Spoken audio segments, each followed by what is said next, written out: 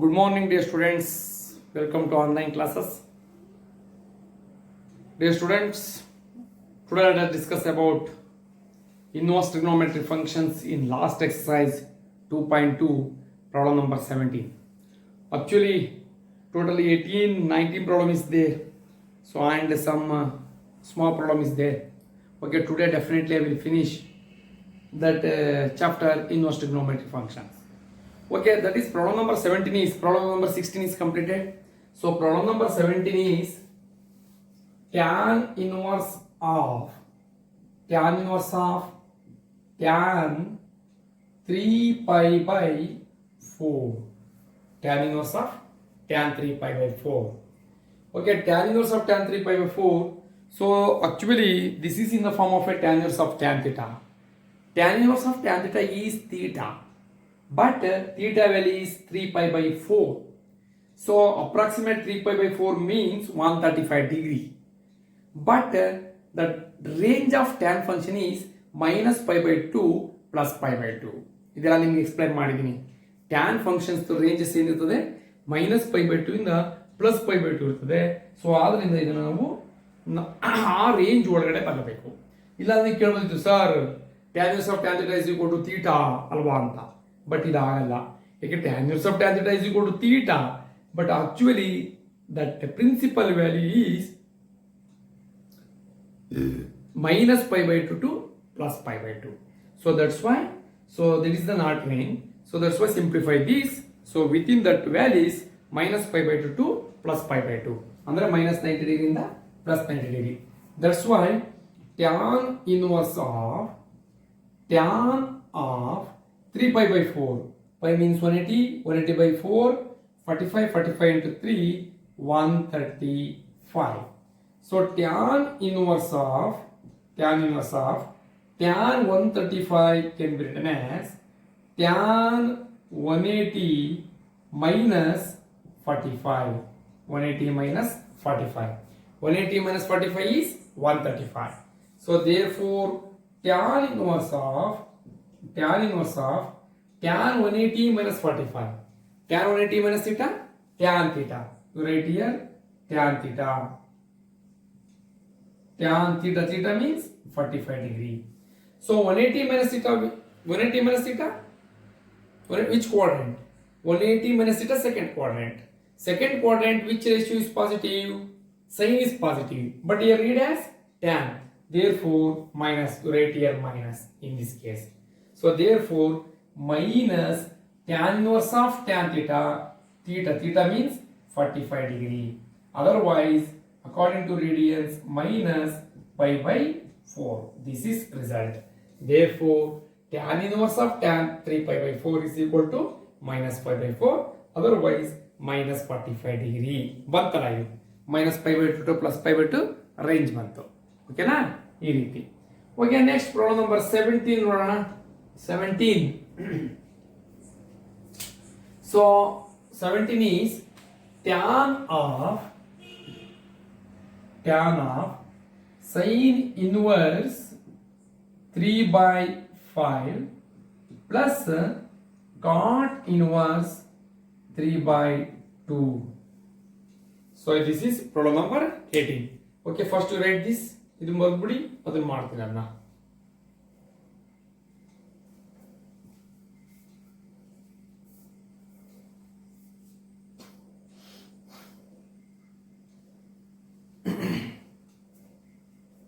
Okay? Yes.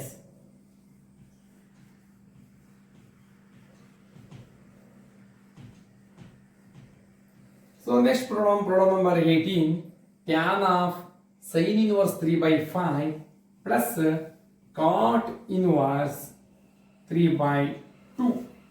So dear students, you see this problem. This is in the this is not a standard form. So actually we know there's some standard form, but here sin function is there, here cot function is there. So according to standard form is sin inverse x plus cos inverse x is equal to pi by 2. One is the formula. Otherwise tan inverse x plus cot inverse x is equal to pi by 2. So otherwise cosecant inverse x plus secant inverse x is equal to pi by 2.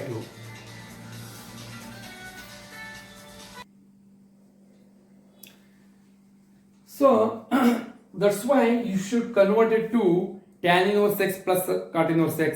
Otherwise, tan inverse x plus tan inverse y formula. So we know that tan inverse x plus tan inverse x is equal to tan inverse of x plus y divided by 1 minus xy.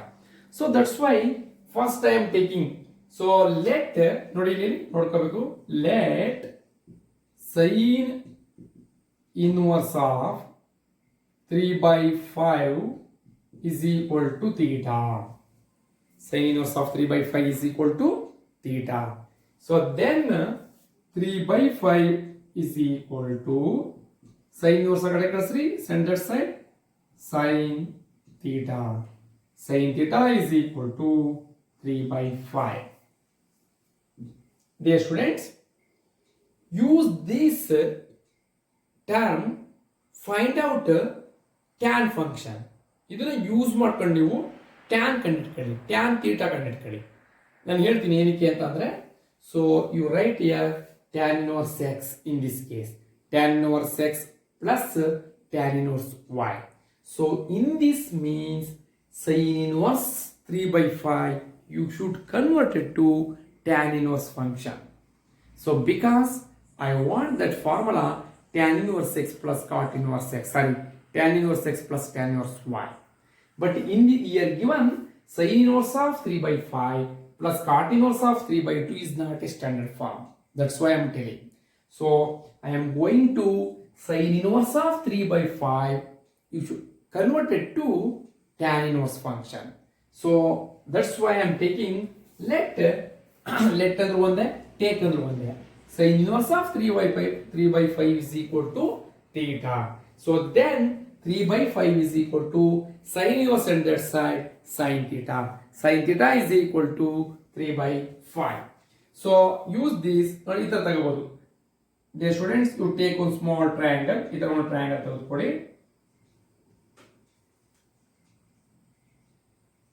ಆಯ್ತಾ, ಇದಕ್ಕೊಂದು ಇದು ಕೊಡಿ, A B C ಇದು ಕೊಡಿ.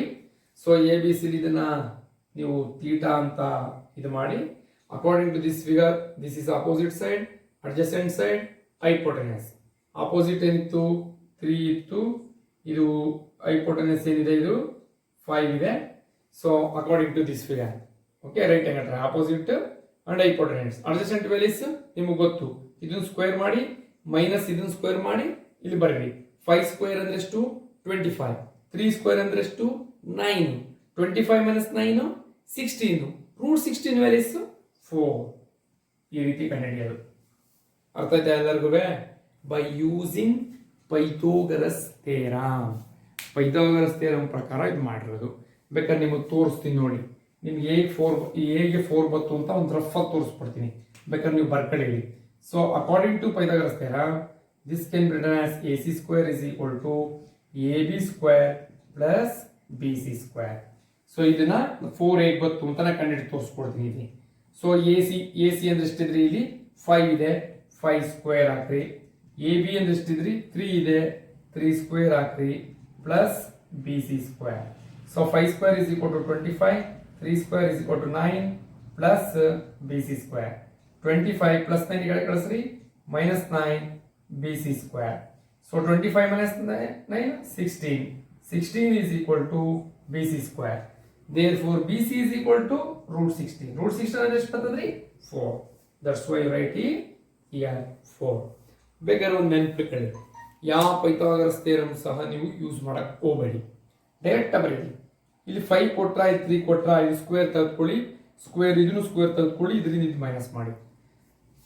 ಯಾವಾಗ when given hypotenuse. Otherwise given only these two sides, one is 3 square, 3 square ಅಂದ್ರೆ ಎಷ್ಟು ಬರ್ತದೆ 9, 4 square ಅಂದ್ರೆ ಎಷ್ಟು ಬರ್ತದೆ 16, 16 plus 9 25, root 25 ವ್ಯಾಲ್ಯೂಸ್ 5. ಈ ತರ ಬರೀರಿ. ಯಾವಾಗ ಹೈಪೋಟೆನಸ್ ಕೊಡ್ಲಿಲ್ಲ ಅಂದ್ರೆ ಈ ರೀತಿ ಬರೀಬೇಕು. ಹೈಪೋಟೆನಸ್ ಕೊಟ್ಟಾಗ ನೀವು ಈ ಸೈಡ್ಸ್ ನ ಹೈಪೋಟೆನಸ್ ನ ಮೈನಸ್ ಮಾಡಬೇಕು. Otherwise you go to best. ನೀವೆಲ್ಲ SLC ಕತ್ತಿದ್ದೀರಾ, ಪೈಥಾಗರಸ್ ಥಿಯರಮ್ ಹೋಗ್ರಿ, ಇದನ್ನ ಕಂಡಿಟ್ಕೊಳ್ಳಿ. ಓಕೆ, ಇದು ಬರ್ದಿರಾ ರೈಟ್? ಎಸ್, ಪೈಥಾಗರಸ್ ಥಿಯರಮ್ ಪ್ರಕಾರ. ಓಕೆ, ನೆಕ್ಸ್ಟ್ ಡಿಯರ್ ಸ್ಟೂಡೆಂಟ್ಸ್, ಇದಾದ್ಮೇಲೆ ಅಕಾರ್ಡಿಂಗ್ ಟು ದಿಸ್ ಫಿಗರ್ ಈ ಫಿಗರ್ ಪ್ರಕಾರ ನೀವು ಟ್ಯಾನ್ ಥೀಟಾ ಕಂಡುಹಿಡಿಯಿರಿ. ಇಲ್ಲೇ ಬರುತ್ತೆ ನೋಡಿ, tan theta according to this figure tan theta is equal to ಏನು ಹೇಳಿ? From this figure tan theta is equal to what? Definition opposite by adjacent. Opposite ಎಷ್ಟಿದೆ? 3 ಇದೆ. ಅಡ್ಜಸೆಂಟ್ ಎಷ್ಟಿದೆ? 4 ಇದೆ. 3/4. 3/4. So then theta is equal to ಕಾಣಿಸೋದು? Yes, theta is equal to tan inverse 3/4. ಏನು ಬಂತು? tan inverse 3/4. theta, what is the value of theta? ನೋಡಿ, theta is equal to what? sin inverse of 3/5. So ಇಲ್ಲೇ ಬರುತ್ತೆ ನೋಡಿ, theta is equal to, ನಾವು theta ಮಾಡಿದೀವಿ, otherwise ಇದು substitute ಮಾಡಿ ನೋಡಿ. theta is equal to sin inverse 3/5. sin inverse 3/5 is equal to ಏನ್ ಬರ್ತದ್ರಿ? tan inverse 3/4. tan inverse 3/4. ಓಕೆನಾ? ಸೊ ಈಗ ಇದನ್ನ ಇಲ್ಲಿಗೆ ಅಪ್ಲೈ ಮಾಡಿ ಅಷ್ಟೇ. ಓಕೆ, ನೆಕ್ಸ್ಟ್ ಕಾಟ್ ಇನ್ವರ್ಸ್ 3/2 ಇದೆ. ನಿಮಗೆ ಗೊತ್ತು cot inverse X is equal to what? ಈಗ ನಿಮ್ಗೆ ಗೊತ್ತು ಒಂದು ಫಾರ್ಮುಲಾ ನೋಡಿ, ಇದೊಂದಾಯ್ತು. So sine inverse 3/5 is equal to tan inverse 3/4. Next cot inverse 3/2 ನೋಡಿ. ಇಲ್ಲಿ ನಿಮ್ cot inverse 3/2 can be written as tan inverse of 2/3 ಅಂತ ಬರೀಬಹುದು. Because cot inverse X reciprocal tan inverse X.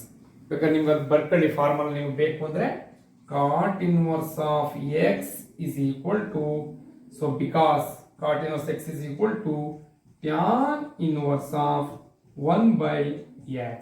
ಇದು ಫಾರ್ಮುಲಾ.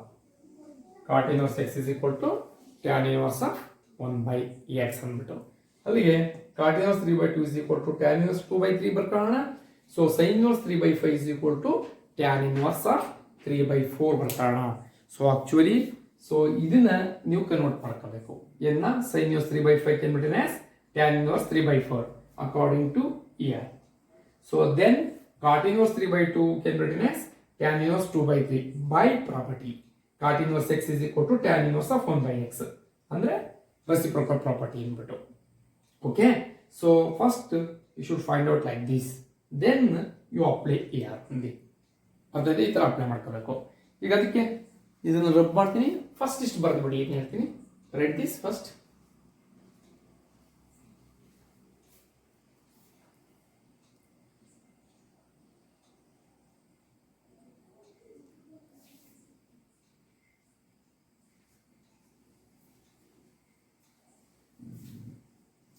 ಆಯ್ತಾ?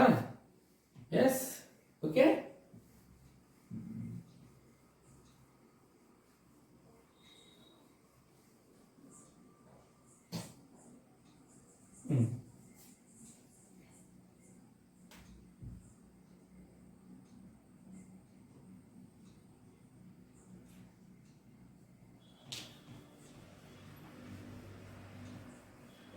ನೋಡಿ, ಅದನ್ನು ಸಹ ಬರ್ಕೊಳ್ಳೋಣ.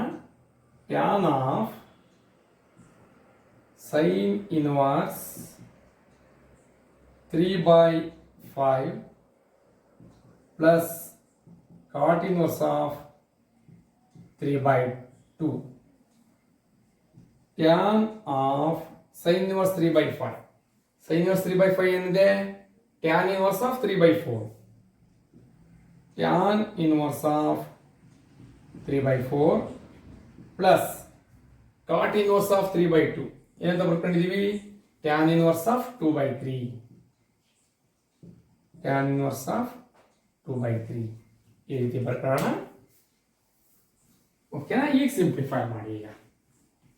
ಈಗ ಸಿಂಪ್ಲಿಫೈ ಮಾಡಬೇಕು. You simplify this. So tan inverse x plus tan inverse y formula. ಇದು ಯಾವ ಫಾರ್ಮುಲಾ ಬಂತು?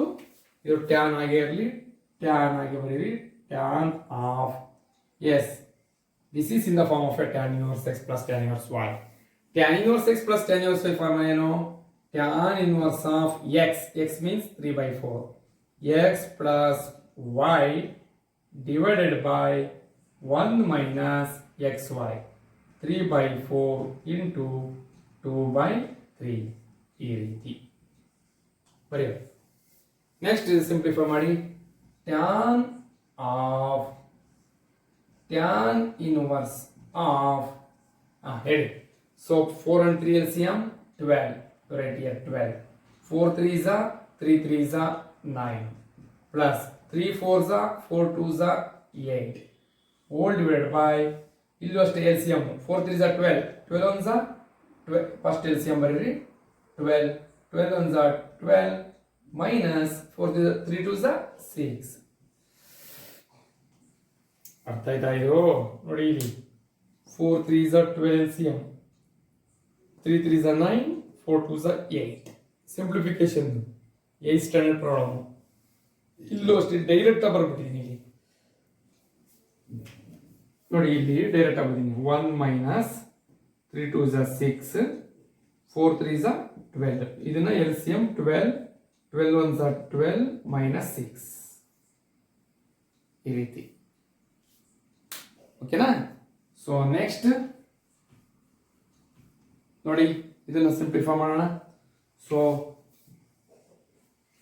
ಟ್ಯಾನ್ ಇನ್ವರ್ಸ್ 9 ಪ್ಲಸ್ ಈ 12 ಕ್ಯಾನ್ಸಲ್ ಮಾಡಿ. ಇದೆ 9 ಪ್ಲಸ್ 8 ಹೇಳ್ರಿ 17 divided by 12 minus 6 6. Okay, this is in the form of a tan inverse x. Tan of tan inverse x means 17 divided by 6. ಇದೆ answer. ಓಕೆನಾ? ಇಷ್ಟೇ ಆನ್ಸರ್ ಇದು, 17 by 6. ಬರೀರಿ ನೀಟಾಗಿ ನಿಧಾನವಾಗಿ ಬರೀರಿ. Right on this.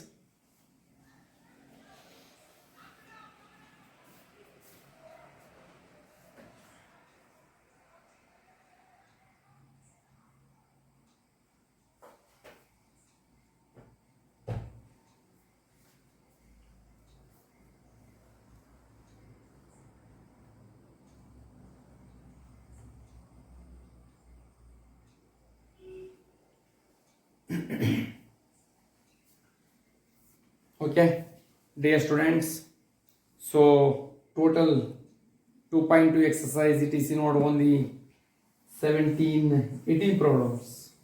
18 problems ಇತ್ತು. 18 problems ಕಂಪ್ಲೀಟ್ ಆಗಿದೆ. ಈಗ ನೀವು ಇದನ್ನ ಚೆನ್ನಾಗಿ ಪ್ರಾಕ್ಟೀಸ್ ಮಾಡ್ಕೊಳ್ಳಿ. ಇದ್ರ ಮೇಲೆ ನಿಮಗೆ ಒಂದು ಟೆಸ್ಟ್ ತಗೊಳ್ತೀನಿ. ಟೆಸ್ಟ್ ಯಾವತ್ತು ಅಂತ ನೆಕ್ಸ್ಟ್ ಕ್ಲಾಸಲ್ಲಿ ನಿಮ್ಗೆ ಹೇಳ್ತೀನಿ. ಯಾವತ್ತು ಟೆಸ್ಟ್ ಅಂತ ಹೇಳ್ತೀನಿ ನೆಕ್ಸ್ಟ್ ಕ್ಲಾಸಲ್ಲಿ. ಮತ್ತು ಇನ್ನು ಪ್ರಾಬ್ಲಮ್ ನಂಬರ್ 19, 20, 21 ಅದು ನಿಮ್ಗೆ ಆಪ್ಷನ್ಸ್ ಕೊಟ್ಟಿದ್ದಾರೆ. ABCD ಆಪ್ಷನ್ಸ್ ಕೊಟ್ಟಿದ್ದಾರೆ. ಆ ಆಪ್ಷನ್ಸ್ ಇದೇ ಥರ ಮಾಡಿಬಿಟ್ಟು ಆ ಆಪ್ಷನ್ಸ್ ನೀವು ಫೈಂಡ್ ಔಟ್ ಮಾಡಬೇಕು. ಓಕೆ, ಇದು ಒಟ್ಟಿನಲ್ಲಿ ಅಂದರೆ ಅದರ ರಿಸಲ್ಟ್ ಕೊಟ್ಟಿದ್ದಾರೆ, ಅದನ್ನು ನೀವೇ ಫೈಂಡ್ ಔಟ್ ಮಾಡಿ ರಿಸಲ್ಟ್ನ ಬರೀರಿ. ಇಷ್ಟೇ ಮಾತ್ರ ಟೋಟಲ್ ನಿಮ್ಮ ಎಕ್ಸಸೈಸಲ್ಲಿ ಫುಲ್ ಪ್ರಾಬ್ಲಮ್ಸ್ ನಾನೇ ಮಾಡಿದ್ದೀನಿ. ನೀವು ಚೆನ್ನಾಗಿ ಪ್ರಾಕ್ಟೀಸ್ ಮಾಡಿ. ಸೊ ನೆಕ್ಸ್ಟ್ ನಾನು ಕಂಟಿನ್ಯೂಟಿ ಆ್ಯಂಡ್ ಡಿಫ್ರೆನ್ಷಿಯಬಿಲಿಟಿ ಹೋಗ್ತೀನಿ. ಸೊ ಕಂಟಿನ್ಯೂಟಿ ಆ್ಯಂಡ್ ಡಿಫ್ರೆನ್ಷಿಯೇಷನ್ನು ದಟ್ ಈಸ್ ವೆರಿ ಡಿಫಿಕಲ್ಟ್. ನೀವು ಚೆನ್ನಾಗಿ ಈ ವಿಡಿಯೋ ನೋಡಬೇಕು, ಚೆನ್ನಾಗಿ ಪ್ರಾಕ್ಟೀಸ್ ಮಾಡಬೇಕದನ್ನ. ಓಕೆ, ಸ್ವಲ್ಪ ಎಲ್ಲರೂ ಕಾನ್ಸಂಟ್ರೇಷನ್ ಕೊಡಿ. ಇನ್ಮೇಲೆ ಯಾಕೋ ಕಾಲೇಜಿಗೂ ಇನ್ನೂ ಸ್ವಲ್ಪ ಲೇಟಾಗಿ ಸ್ಟಾರ್ಟ್ ಆಗ್ತಾದ, ನೀವು ಗ್ಯಾರಂಟಿ ಯಾವಾಗ ಅಂತ ಗೊತ್ತಿಲ್ಲ. ನೀವು ಸ್ವಲ್ಪ ಆನ್ಲೈನ್ ಕ್ಲಾಸ್ ಬಗ್ಗೆ ಗಮನ ಹರಿಸ್ಬೇಕು ಎಲ್ರೂ. Okay, right, thank you.